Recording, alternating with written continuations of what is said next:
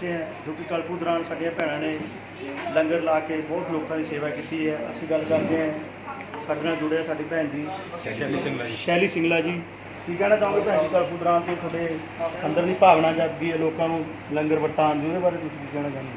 मैं पहला तो सारे होमलैंड निवासियों का अपने परिवार का तहे दिल नाल शुक्रिया अदा कर रही हूँ और तुहाडा तुसीं सबने संस्थावां ने साडा सम्मान किया और अगे भी असीं अपने भैन भरावां नाल इस तरह ही सेवा भावना नाल जुड़े रहांगे।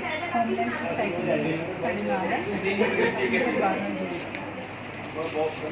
असीं गल करना चाहते हैं प्रधान जी साडे परमिंदर बांसल जी जो कि बल रही की जी प्रधान है जी, की कहोगे प्रधान जी तुसीं इन्हां बारे कितने करोगे? सब तो पहला सभी माताओं बहनों का तो धन्यवाद देता हूँ मैं, और अशोक कदम जी के उपराले से ही इन माताओं बहनों के दर्शन हुए। तो सिंगला जी मैं आपको बहुत बहुत धन्यवाद देता हूँ। तो प्लीज़ आइए आगे, थोड़ा सा कुछ जानकारी लेनी है आपसे।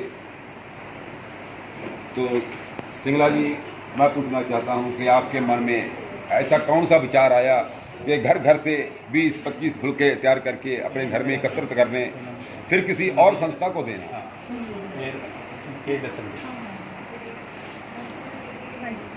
तो मैं पूछना चाहता था जी, ये मन में भाव कैसे आया कि हर घर के अंदर सोसाइटी से 25-30 फुलके इकट्ठे करके पहले अपने घर में एकत्रित करना, फिर गाहाँ किसी और को आगे देना? एक्चुअल च मतलब इस तरह की सेवा साडी सोसाइटी वालों पहला भी चलती रही है, पर लॉकडाउन के दौरान मतलब असीं सारियां भैणां ने मिल के ही डिसाइड किया कि आपां कुछ ना कुछ किसी की हेल्प की जाए। तो फिर असीं की करदे भी घर घर असीं लंगर तैयार करते सी। मतलब साडा ही टारगेट हुंदा सी असीं घट्टो घट्ट भी 600-700 फुलका बनावांगे।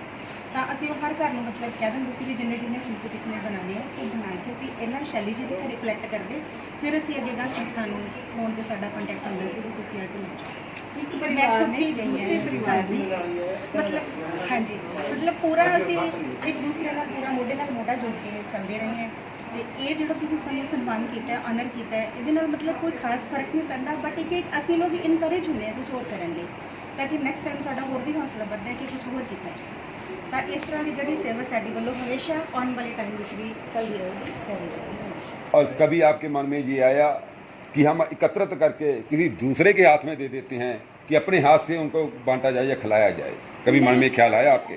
नहीं भी मेरे विचार सही है कि जी इनडायरैक्ट सेवा की जाती है ना, किसी को पता भी ना लगे बई सेवा हो गई। इनडायरैक्ट जी सेवा होती है साडे विचार दे वो ज़्यादा अच्छी।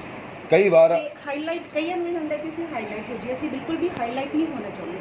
मेरे कहने का मतलब हाईलाइट का नहीं है, मेरे कहने का मतलब ये है आज के समाज के हिसाब से दुरुपयोग ज़्यादा होता हाँ है, जी बिल्कुल। उसको कभी आपने ध्यान दिया? एंडिंग ते जाके तो देखो सानू एहसास होने लगे सी थोड़ा बहुत, मैं तुहानूं बिल्कुल नहीं कहती।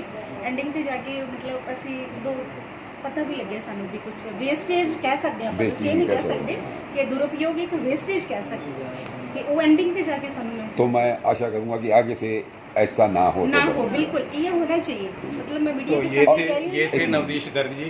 मैं थोड़ा सा विचार पूछूंगा गगन गर्ग जी से, आपका क्या विचार? एक मिनट भाजी है, थोड़े नहीं बिल्कुल गगन गर्ग जी। हाँ जी, मैंने बहुत अच्छा लगे करोना च मनुखता की सेवा करके। मैं परमात्मा की शुक्रगुजार हाँ कि उन्हें ये सेवा लाई है सानू, तो असीं कीती है थोड़ी बहुत सेवा।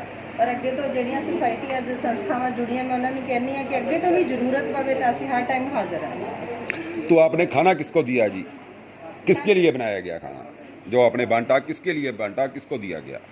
बस जो जरूरतमंद सी जी जो परिवार। तो कहने का मतलब आपका मैं समझ गया भी एक परिवार ने दूसरे जरूरतमंद परिवार को दिया, किसी गरीब को नहीं दिया। नहीं गरीब सोच के नहीं दिया जी। बहुत बहुत धन्यवाद आज के लिए, बहुत बहुत धन्यवाद आपका जी। गीता बंसल जी, आप क्या कहना चाहोगी?